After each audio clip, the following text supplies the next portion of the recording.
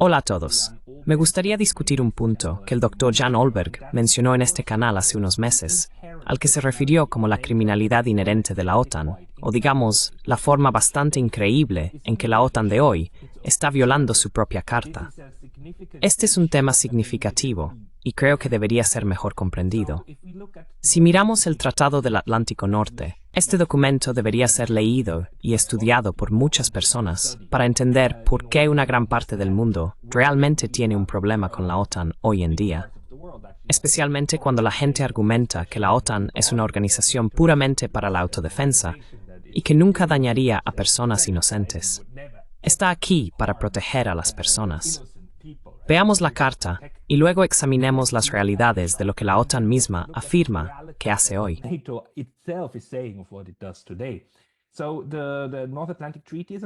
Entonces, el Tratado del Atlántico Norte es antiguo. Fue creado en 1949. Fue entonces cuando se llevó a cabo la gran ceremonia de firma en Washington, D.C. Los artículos más importantes para entender lo que se creó para ser la OTAN están realmente presentes en los artículos 1 al 7. Leamos esos por un momento, y luego veamos cómo la OTAN de hoy en día se ajusta a eso. El artículo 1 está enmarcado de una manera que define a la OTAN como incumplimiento con la Carta de las Naciones Unidas. El artículo 1 dice: las partes se comprometen, según lo establecido en la Carta de las Naciones Unidas, a resolver cualquier disputa internacional en la que puedan estar involucradas por medios pacíficos, de tal manera que la paz y la seguridad internacionales y la justicia no se vean amenazadas, y a abstenerse en sus relaciones internacionales de la amenaza o el uso de la fuerza de cualquier manera incompatible con los propósitos de las Naciones Unidas.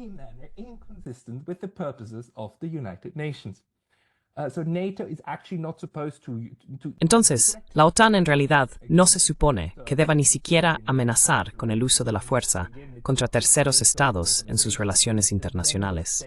Y nuevamente, no es solo la OTAN como organización.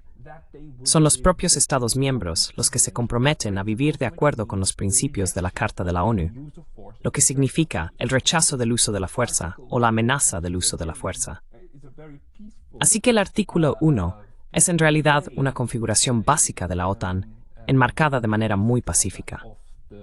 Luego, el artículo 2 dice que las partes contribuirán al desarrollo ulterior de relaciones internacionales pacíficas y amistosas, fortaleciendo sus instituciones libres, logrando una mejor comprensión de los principios sobre los cuales se fundan estas instituciones y promoviendo condiciones de estabilidad y bienestar.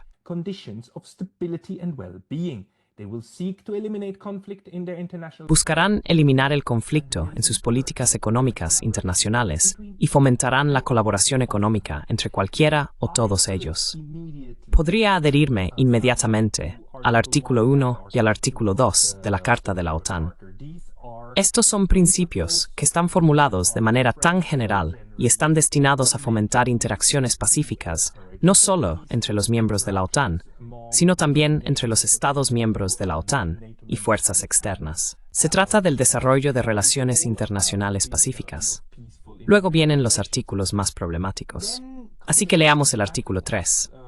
Para lograr más eficazmente los objetivos de este tratado, las partes, por separado y conjuntamente, mediante la autoayuda continua y efectiva, y la ayuda mutua, mantendrán y desarrollarán su capacidad individual y colectiva para resistir ataques armados.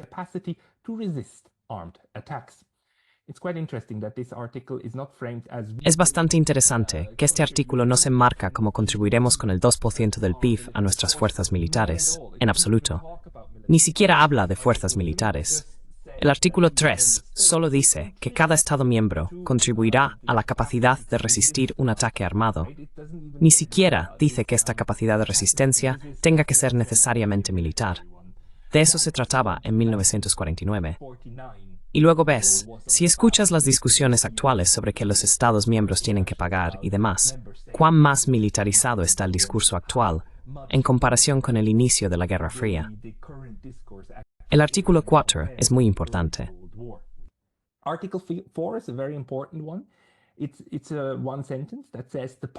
Es una oración que dice que las partes consultarán juntas siempre que, en opinión de cualquiera de ellas, la integridad territorial, la independencia política o la seguridad de cualquiera de las partes esté amenazada.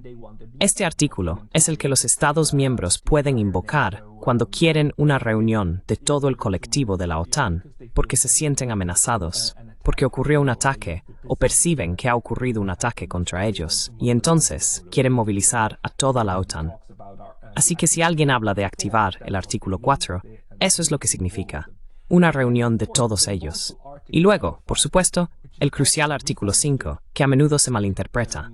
La gente habla del artículo 5 como si fuera una garantía automática de que todos los estados irían a la guerra con un posible agresor. Pero léelo en el original y verás que ese no es el caso.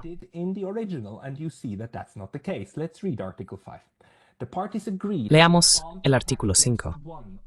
Las partes acuerdan que un ataque armado contra una o más de ellas en Europa o América del Norte se considerará un ataque contra todas ellas, y en consecuencia, acuerdan que si ocurre tal ataque armado, cada una de ellas, en ejercicio del derecho de defensa individual o colectiva, reconocido por el artículo 51 de la Carta de las Naciones Unidas, asistirá a la parte o partes atacadas, tomando de inmediato, individualmente y en concierto con las otras partes, las acciones que considere necesarias, incluyendo el uso de la Fuerza Armada para restaurar y mantener la seguridad del área del Atlántico Norte.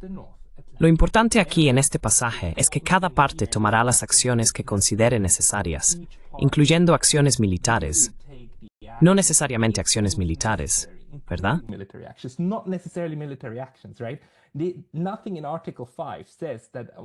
Nada en el artículo 5 dice que los Estados miembros tienen que acudir automáticamente en ayuda militar de una parte atacada. Dice que pueden hacerlo si así lo eligen, pero no necesariamente tienen que hacerlo. Por lo que toda la charla sobre el artículo 5, siendo una garantía de seguridad automática, es en realidad un disparate. No es así, según lo que está escrito en esta carta aquí.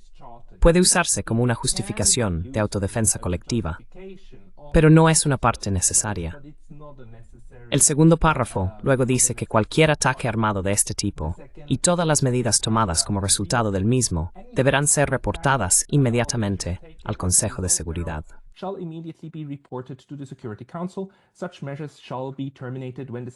Tales medidas se terminarán cuando el Consejo de Seguridad haya tomado las medidas necesarias para restaurar y mantener la paz y la seguridad internacionales. Nuevamente, la Carta de la OTAN afirma que la OTAN no es un reemplazo de la ONU, solo está destinada como un club adicional a la ONU, y que en realidad el Consejo de Seguridad es el responsable de implementar medidas sobre cuándo se debe usar la fuerza en el ámbito internacional. Así que el Consejo de Seguridad es el único organismo en todo el mundo que tiene la legitimidad legal internacional para ordenar acciones militares. La OTAN no. La OTAN solo puede ayudar con la autodefensa colectiva de los miembros de la OTAN. Eso es todo. Y eso es lo que reconoce el tratado aquí.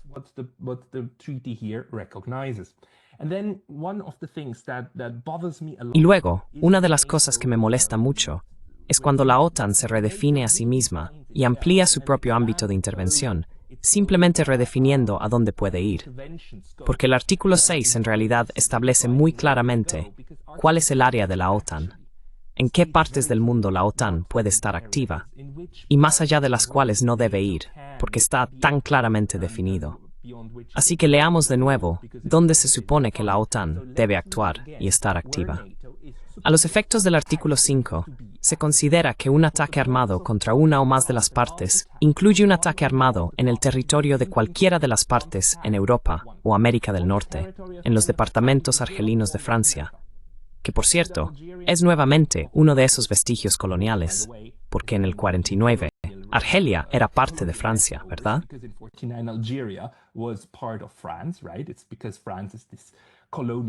Es porque Francia era este estado colonial, del cual Argelia tuvo que luchar una guerra muy sangrienta para finalmente deshacerse de los franceses. Pero en el 49, Argelia fue explícitamente incluida en la Carta del Atlántico Norte. Pero luego continúa. En el territorio de Turquía, o en las islas bajo la jurisdicción de cualquiera de las partes en el área del Atlántico Norte, al norte del Trópico de Cáncer. ¿Qué es el Trópico de Cáncer? El Trópico de Cáncer es esta línea aquí. Es la parte más al norte del mundo donde el sol todavía puede brillar en un ángulo de 90 grados, ¿verdad?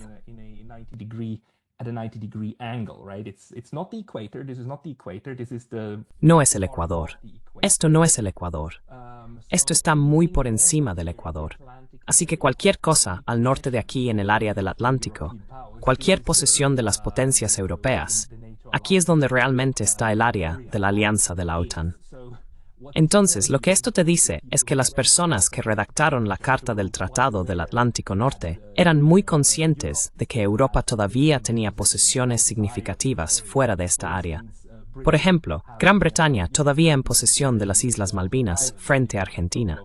Y las Islas Malvinas no están explícitamente cubiertas por el Tratado del Atlántico Norte, ni tampoco las posesiones de Francia en el Caribe o las posesiones de Francia en América del Sur.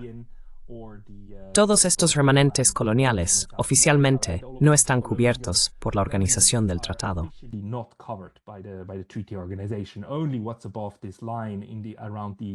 Solo lo que está por encima de esta línea, alrededor del Atlántico Norte, está explícitamente cubierto. Eso es lo que asegura este tratado. Luego, el segundo punto es que también es válido para las fuerzas, buques o aeronaves de cualquiera de las partes cuando se encuentren en o sobre estos territorios, o cualquier otra área en Europa, en la que las fuerzas de ocupación de cualquiera de las partes estuvieran estacionadas en la fecha en que el tratado entró en vigor, ya sea el mar Mediterráneo o el área del Atlántico Norte, al norte del Trópico de Cáncer. Así que, nuevamente, los buques y demás de los Estados miembros que están por encima de esta línea están cubiertos, pero no cuando están fuera de esta línea. Debajo de esta línea, de hecho, ya no están cubiertos por el tratado.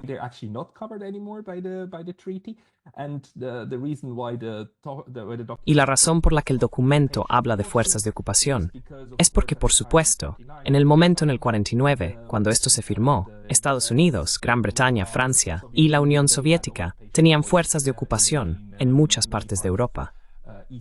Europa del Este, donde ocuparon, por ejemplo, Alemania, ¿verdad? Y los antiguos territorios nazis derrotados, y las entonces partes liberadas de Europa, como se les llama hoy. Pero estas fuerzas de ocupación no están destinadas, por supuesto, a violar la OTAN. Están destinadas a estar cubiertas por el Tratado de la OTAN. Así que eso es todo. Esta es el área. Y es bastante importante entender que el artículo 6, hasta la fecha, sigue en vigor. Te estoy mostrando esto aquí directamente desde la página de inicio de la Organización del Tratado del Atlántico Norte.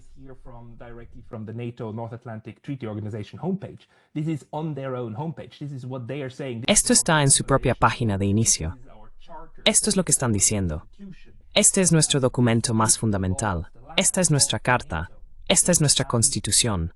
Esta es la ley del territorio de la OTAN. Y repasemos también el artículo 7 por un segundo. Este tratado no afecta, ni se interpretará, como que afecta de ninguna manera los derechos y obligaciones bajo la Carta de las Partes, que son miembros de las Naciones Unidas, o la responsabilidad principal del Consejo de Seguridad para el mantenimiento de la paz y la seguridad internacionales. Así que, nuevamente, la Carta se asegura de establecer que ella misma es subordinada a la ONU y no puede reemplazar ningún tipo de acciones de la ONU, y ciertamente no debe tomarse en contravención a la ONU. Así que esto es muy significativo.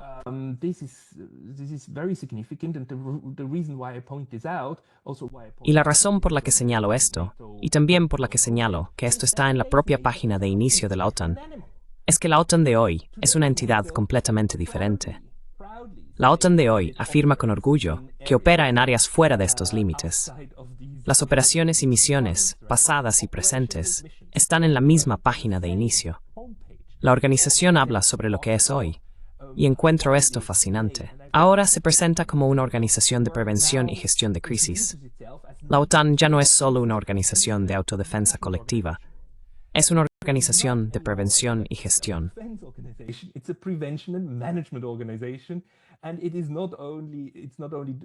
Y no solo se trata de prevenir y gestionar crisis en su territorio, y en los lugares donde la carta define que se supone que debe trabajar. Participa en operaciones y misiones en todo el mundo. De hecho, lo dice en su propia página de inicio. Así que, por un lado, tienes este artículo en su carta fundacional, que claramente describe dónde opera, ¿verdad? ¿Qué áreas están cubiertas por el tratado? Y luego, en la página siguiente, tienes la comprensión actual de la propia OTAN, donde dice operamos en todo el mundo y gestionamos y prevenimos crisis, por supuesto, lo cual es otra cosa. Hablaré de esto más tarde.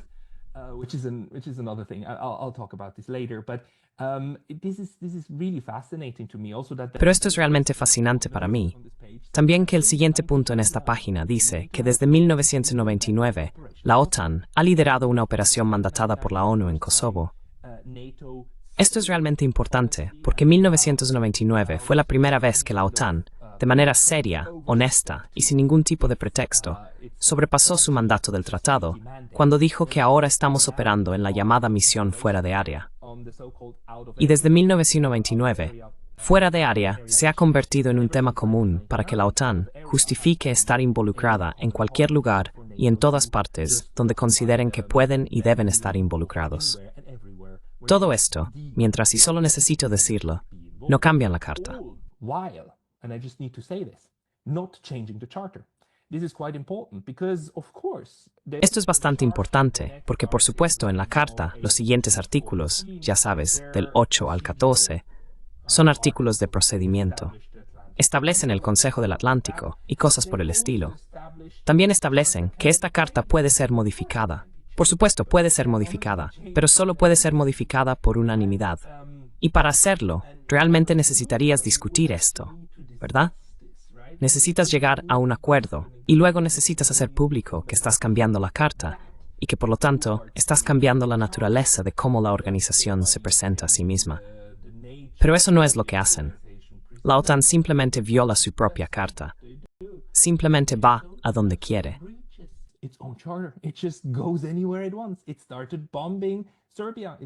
Comenzó a bombardear Serbia. Bombardeó Belgrado en 1999. No solo Belgrado, en realidad, toda Serbia. Y luego separó Kosovo del resto de Serbia. Hablaré de esto en un momento.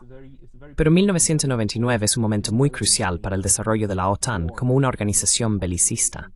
En 2018, la OTAN inició una misión de asesoramiento no combatiente y de desarrollo de capacidades en Irak, que tiene como objetivo ayudar a fortalecer las instituciones y fuerzas de seguridad iraquíes para que ellas mismas puedan prevenir el regreso del ISIS. Destacó esto solo porque quería mostrar que la OTAN justifica su existencia previniendo que el ISIS vuelva al poder en Irak y en la vecina Siria. Todos los países occidentales, todos los Estados miembros de la OTAN, están muy contentos de apoyar a este gobierno del señor al-Jolani, que es un al-Nusra del ISIS. ¿Qué es una descendencia del ISIS?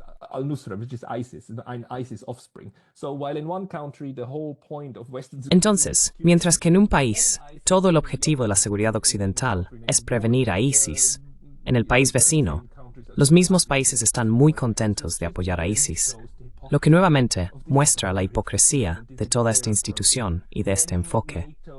Cuando la OTAN misma y los miembros de la OTAN hablan de cualquier tipo de orden basado en reglas, lo que quieren decir son solo las reglas que sacan de la manga en el momento en que algo se vuelve políticamente conveniente. Puedes leer la página de inicio de la OTAN durante bastante tiempo y simplemente preguntarte cómo la gente puede tomarse esto en serio cuando constantemente intentan retratarse a sí mismos como actuando de acuerdo con ciertos principios y valores.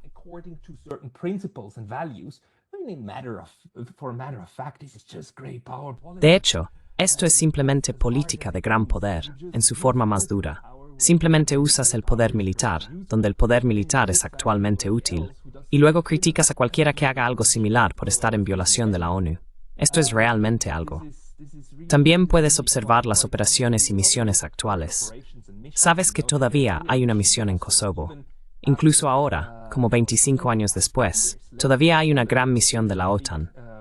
Y no solo una misión de la OTAN, hay un enorme campamento de la OTAN, un campamento militar, Camp Bondsteel, en las instalaciones de Kosovo. Y solo para reiterar esto, Kosovo es esta pequeña parte aquí que Serbia todavía reclama como parte de su propio territorio. that Serbia still claims is part of its own territory. Kosovo is not internationally recognized. Kosovo no está reconocido internacionalmente. No es miembro de la ONU. Es reconocido por varios estados. Miremos este mapa.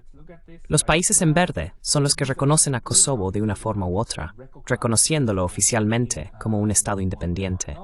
Pero una gran parte del mundo no lo hace. Grandes partes de Sudamérica, Brasil no lo reconoce, Argentina no lo reconoce, Rusia no lo reconoce, China no lo reconoce. Curiosamente, incluso algunos estados miembros de la EUROME no reconocen a Kosovo como un independiente. Don't recognize Kosovo as an independent state. Spain doesn't recognize it, nor does Greece, nor does España no lo reconoce, ni Grecia, ni Rumanía, ni Eslovaquia. Kosovo. Todos dicen, como, bueno, no, Kosovo, todavía eres parte de Serbia o no tomamos una posición en esto, pero no te reconocemos como un estado independiente, ¿verdad? Y en las relaciones internacionales, el reconocimiento lo es todo. Si todos te reconocen, entonces existes de facto y de jure a efectos del derecho internacional. Pero con Kosovo, ese simplemente no es el caso. Y aún así, la OTAN, que expande el territorio de la OTAN, entonces, por supuesto, se extiende sobre todos los países miembros de la OTAN. Kosovo ni siquiera es uno de esos países miembros, pero desde 1999 tiene esta enorme base aérea administrada por los estadounidenses, con tropas también de otros estados de apoyo. Troops also from other supporting states. That's just a matter of fact. The Serbian government says we don't want Y eso es simplemente un hecho. to be gone, but El gobierno serbio dice que no queremos eso. Queremos que esto desaparezca. Pero el propio gobierno de Kosovo, por supuesto, dice que queremos mantener esta base. it's just simply staying. Esta es importante para nosotros, y la OTAN simplemente se queda allí. Los serbios desde 1999 han estado muy amargamente agraviados por la situación de Kosovo, porque el ejército serbio hoy no puede ir a Kosovo. La KFOR se asegura de que este territorio sea de facto autogobernado, muy parecido a la situación entre Ucrania en el Donbass y también con Crimea. Es una situación diferente. No se pueden comparar muy bien, porque siempre te encontrarás con diferencias bastante grandes. Because you will always run into quite big differences, but still the way that the nation Sin embargo, la forma en que la OTAN y los países occidentales separaron Kosovo de Serbia y lo hicieron un hecho consumado es muy reminiscentemente de cómo Rusia reintegró Crimea en la Federación Rusa como un hecho consumado, a pesar de los acuerdos u objeciones del propietario anterior, Ucrania. El problema más importante con Kosovo es que los serbios siguen diciendo que bajo la resolución 1244, a la que el Estado predecesor de Serbia, la República Federal de Yugoslavia, acordó, se promete el despliegue de fuerzas internacionales de paz en Kosovo. national peacekeepers to Kosovo. That was agreed. Okay, fine, and Serbia said Eso fue acordado. Está bien, de acuerdo. Y Serbia dijo que esto está bien, that pero también que el Ejército de Liberación de Kosovo sería desmilitarizado. ¿Y dónde está? Lo más importante para los serbios hoy es que había esta promesa en la resolución 1244 de que Kosovo puede disfrutar de una autonomía sustancial dentro de la República Federal de Yugoslavia, que proporcionará una administración transitoria mientras establece y supervisa el desarrollo de instituciones provisionales y democráticas de autogobierno para asegurar condiciones para una vida pacífica y normal para los habitantes de Kosovo. La resolución 1244 deja muy claro que toda la idea era tener a Kosovo como parte de la República Federal de Yugoslavia. part of the Federal Republic of Yugoslavia. So today's what's left today of that is Serbia. Serbia is the successor, the official legal. Lo que queda hoy de eso es Serbia. Serbia es el sucesor legal oficial de la República Federal de Yugoslavia. Y no fue la independencia lo que se les prometió. De hecho, la frase en ese momento era más que autonomía, pero menos que independencia. Así que, en cierto sentido, lo que tenemos aquí es más una lucha en comparación con lo que están pasando Taiwán y China. ¿Cuál es el estatus de Taiwán? ¿Cuál es el estatus de Kosovo? Pero el hecho es que hoy en día la OTAN tiene estas enormes bases allí, y por supuesto, es impensable que militarmente Serbia pudiera de alguna manera recuperar Kosovo. Esto no es algo que quisiéramos, ¿verdad? Somehow take back Kosovo. And this is not something we would want, right? You wouldn't want any kind of escalation. It's just No querrías ningún tipo de escalada. that Es bastante sorprendente que los Estados miembros de la OTAN no entiendan por qué las fuerzas externas los perciben como hostiles. Cuando miras la experiencia de Yugoslavia y luego Serbia en relación con la OTAN, y cómo la OTAN, de hecho, cambió fronteras internacionales, lo cual dicen que es ilegal, y no se puede hacer cuando otros estados intentan hacerlo, como Rusia, o cuando implementan referendos que los estados occidentales no reconocen. Pero cuando Occidente implementa con fuerza referendos y otros cambios políticos que otros no reconocen, entonces por supuesto está bien.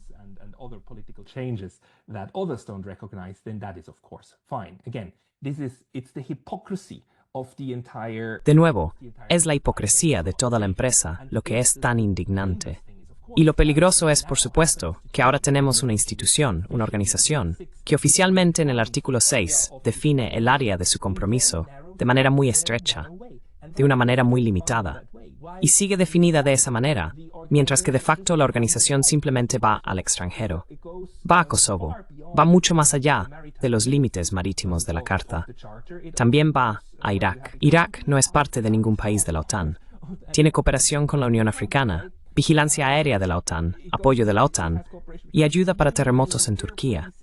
Ayuda para terremotos y capacidad para apoyo civil. No tengo nada en contra de eso.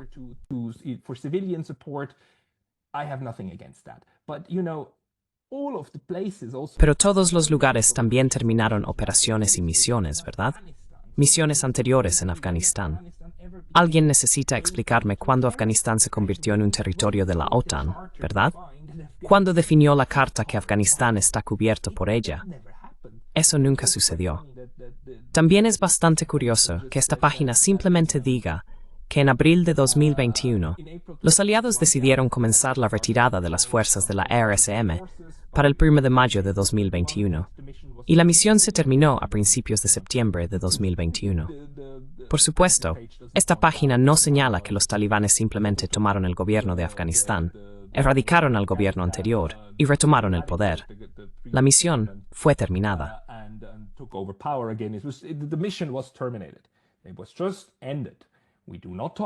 Acabó de terminar. No hablamos de por qué terminó. No hablamos del hecho de que la OTAN, después de 20 años, ha sido derrotada en Afganistán, que durante 20 años la ocupación de Afganistán fue ilegal desde el principio, y en realidad no fue exitosa, que la OTAN tuvo que retirarse. Pero bueno, fue terminada. Pero de nuevo, Afganistán nunca estuvo cubierto por el Tratado del Atlántico Norte. También, esta lucha contra la piratería en el Golfo de Adén y el Cuerno de África. El Cuerno de África está oficialmente fuera de esta zona. Así que la OTAN, poco a poco, expande los lugares y el alcance de a dónde puede ir y a dónde dice que puede ir, sin siquiera molestarse en cambiar sus documentos fundacionales.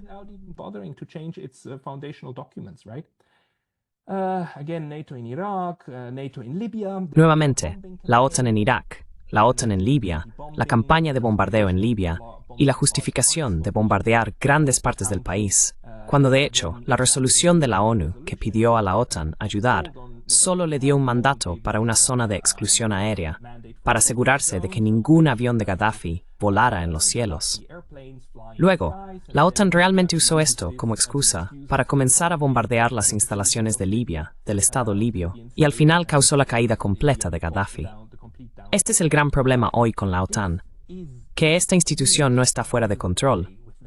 Creo que está muy bajo el control de Washington y sus aliados, pero que se está utilizando más allá de cualquier cosa que diga sobre lo que puede y no puede hacer. Y no puedo enfatizar lo suficiente la importancia de este momento de 1999. Ya sabes, cuando el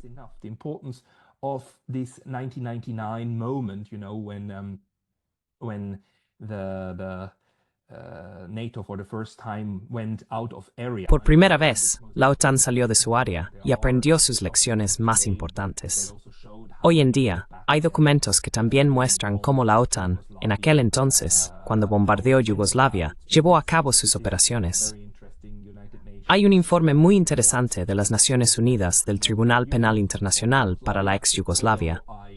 Aunque no estoy muy contento con cómo se creó este informe, al menos recopiló algunas pruebas sobre lo que se hizo. Uno de estos puntos que solo quiero mostrarte porque es tan infame es el bombardeo de la OTAN el ataque a la estación de radio y televisión serbia RTS en Belgrado, el 23 de abril de 1999, 2:20 AM. La OTAN. In Belgrade here on April 23rd, 1999, at 2:20 a.m., NATO intentionally bombed the central studios of RTS. Bombardeó intencionalmente los estudios centrales de RTS. Es solo una de muchas instalaciones civiles, como esta aquí, que luego se quemaron completamente. Es una estación de radio civil. Por supuesto, la OTAN dice que esta estación de radio civil también se utilizó con fines militares. Por lo tanto, fue un objetivo legítimo de compromiso militar. Y debo decir nuevamente, no hubo una resolución de la ONU. No hubo una resolución del Consejo de Seguridad que autorizara el uso de la fuerza. Así que esta es la primera vez que la OTAN no solo salió de sus propias fronteras, sino que también lo hizo sin una resolución del Consejo de Seguridad de la ONU. Así que este es el momento en que la OTAN realmente se convirtió, no solo según su propia carta, en ilegal, sino que también se convirtió en un criminal internacional.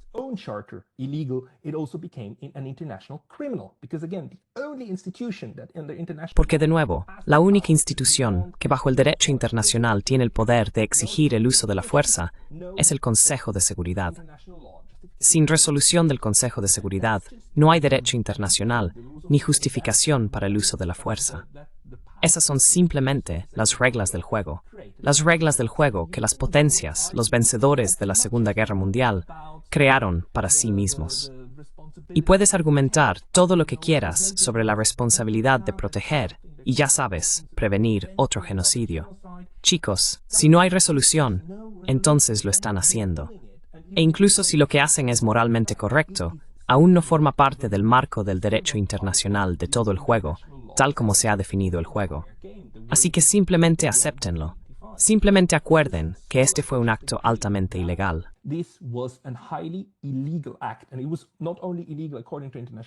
Y no solo fue ilegal según el derecho internacional, fue ilegal según su propia carta, según su propio documento fundador de la OTAN. Lo interesante aquí es, por supuesto, que este informe también documenta cómo, para el bombardeo de esta estación de radio, el primer ministro de entonces era un idiota en ese momento, y sigue siendo un idiota hoy.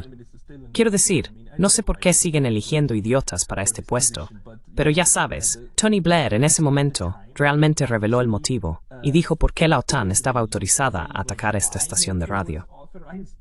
Solo lee esto. Se informó que el primer ministro británico, Tony Blair, dijo a The Times que los medios son el aparato que mantiene a Milosevic en el poder, y estamos completamente justificados como aliados de la OTAN en dañar y atacar esos objetivos.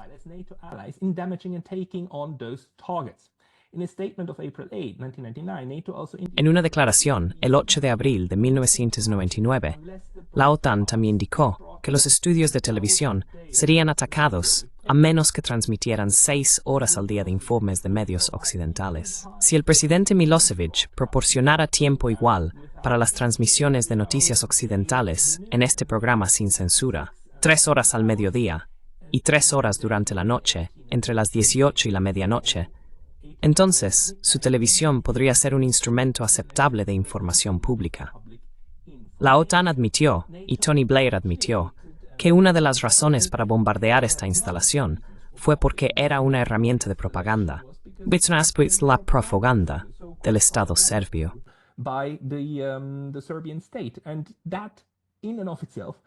Y eso en sí mismo no es una justificación bajo el derecho internacional para atacar una instalación civil. De hecho, las instalaciones civiles están protegidas por el derecho internacional de ser atacadas por militares. Y luego, el truco más viejo del libro es, por supuesto, reclamar un uso dual, que es lo que hicieron las personas aquí. Es como si fuera una instalación de uso dual, pero está bastante claro que lo que la OTAN estaba haciendo allí era intentar intimidar y acosar a los serbios y quebrar su voluntad. Y esto también se dijo más tarde, no solo para asegurarse de que el aparato de propaganda ya no funcione, quiero decir, el aparato de radiodifusión pública. Just imagine for one second if Russia demands. Solo imagina por un segundo si Rusia exigiera que las estaciones de radio europeas, como Radio Free Europe, Radio Liberty, DW, CNN y la BBC, dedicaran 6 horas al día a distribuir puntos de vista rusos en sus sistemas de transmisión. Solo imagina eso por un segundo. Pero esta fue una de las demandas de la OTAN para no atacar a una emisora civil en Serbia en ese momento. Y esto todavía se consideraba normal. Y aún hoy, encuentras a muchas personas que consideran escandaloso que no esté de acuerdo con atacar la infraestructura civil cuando se utiliza para fines de propaganda. Así que, en cualquier caso, no puedo exagerar la importancia de 1999 y la forma en que la OTAN fue mucho más allá de sus misiones oficiales. NATO went beyond, way beyond its official missions. This is, in my view, and I could say much. Podríamos hablar mucho más sobre esto. Podríamos hablar sobre cómo cayó Afganistán y cómo cayó Irak, y todas las violaciones del derecho internacional por todos lados. Pero creo que entiendes el punto. Lo importante aquí es saber que aunque la Carta de la OTAN define el alcance de la OTAN y el área de operaciones de una manera muy limitada, la OTAN de hoy fue mucho más allá de eso, y lo hizo naturalmente, sin siquiera cambiar estos documentos. Y este es el peligro. Este es el peligro de estas malditas instituciones bélicas, que luego se empoderan a sí mismas y se convierten en una herramienta no solo para gestionar el exterior, sino también para gestionar el interior y coaccionar a sus Estados miembros.